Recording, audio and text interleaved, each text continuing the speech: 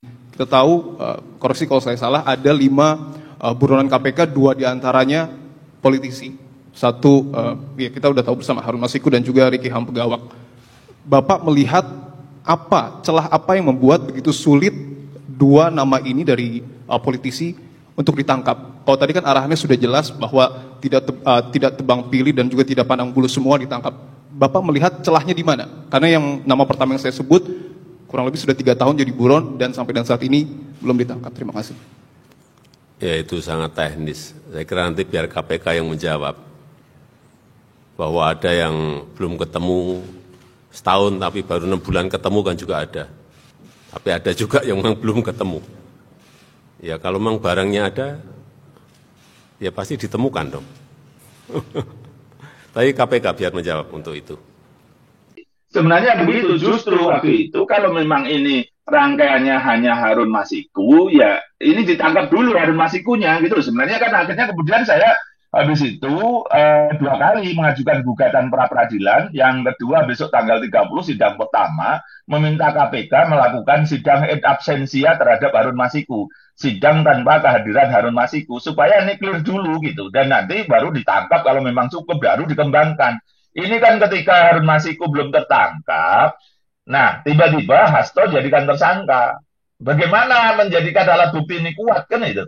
Nah, misalnya dugaannya begini, uangnya sebagian dari Pak Hasto misalnya. Tapi kan perlu kesaksian dari Harun Masiku. Kalau Harun Masiku tidak tertangkap kan menjadi sesuatu yang menjadi cacat nanti. Dan itu saya malah posisinya mendorong Pak Hasto untuk mengajukan pra peradilan atas tidak sahnya penetapan tersangka ini. Justru itu untuk membuka semua. Sebenarnya kecacatan itu menjadi muncul, kan kemudian menjadikan proses itu KPK harus fokus terhadap Harun Masiku. 1, kalau bisa menangkap. Kalau 2, tidak bisa ditangkap, ya berarti nomor 2, sidang et absentia. Dan itu menutup semua hal, menarik dari sisi politiknya. Kan saya apapun melihat kasus ini ya politis. Saya itu kan politisi Orde Baru tahun 1997 sudah DPRD Solo.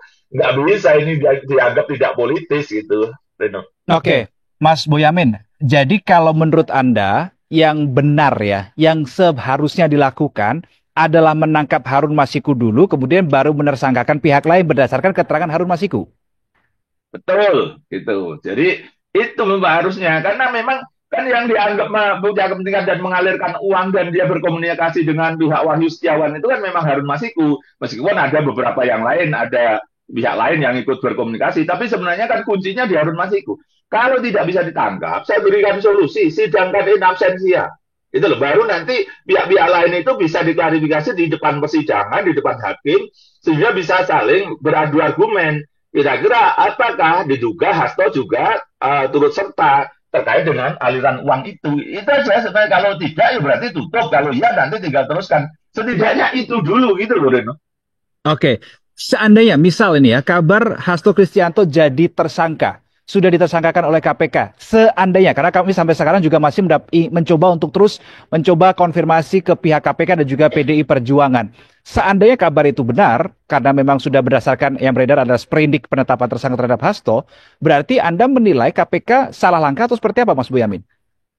Ya versi saya salah langkah. Karena kan saya sudah dulu aja 2020 Februari saya ingat persis itu Pak Ratmoho hakimnya itu KPK mengatakan ya tidak dihentikan menyidikannya, belum ada alat bukti segala macam begitulah. Ya sudah, saya tutup buku di situ. Saya tidak mengejar Pak Hasto. Kemudian saya ngejar Harun Masiku, membuat hadiah iPhone seri terbaru untuk pihak yang bisa membantu menangkap Harun Masiku bersamaan dengan Nur Hadi waktu itu, dan itu masih berlaku sampai sekarang. Kemudian saya ngajukan gugatan pra peradilan di Januari 2024 kemarin.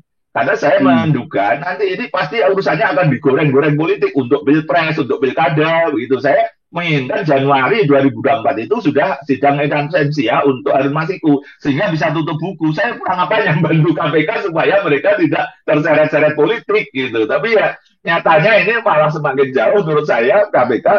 Hukumnya memang ada, bisa jadi memang, tapi politiknya menjadi lebih kentara dan itu merugikan KPK, merugikan pemberantasan korupsi dan juga merugikan Republik Indonesia gitu, yang tidak disadari KPK. Menurut saya begitu, tidak taktis saja langkahnya gitu. Masih, Reno. Oke, kemudian nanti ketika memang Anda menilai langkah KPK ini salah langkah, menersangkakan Hasto dulu, kemudian baru Harun Masiku juga masih belum tertangkap.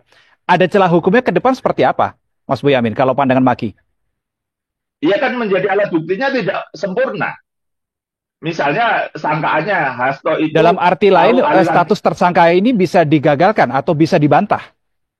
Iya, nanti dalam pra peradilan aja bisa ini, karena menjadi alat buktinya tidak cukup gitu. Yang kan alat bukti memang macam-macam, ada 5 di situ gitu. Tapi alat bukti yang terkait dengan Harun Masikunya kan terputus begitu loh. Jadi ini bisa menjadikan pra peradilan aja bisa dikabulkan tidak sahnya penetapan tersangka gitu. Jadi ini apakah ini KPK test case daripada dorong sana, dorong sini segala macam, maka akhirnya ya udahlah penetapan tersangka. Nanti kalau pra peradilannya dikabulkan ya sudah nanti dilanjutkan ke Harun Masiku lagi misalnya.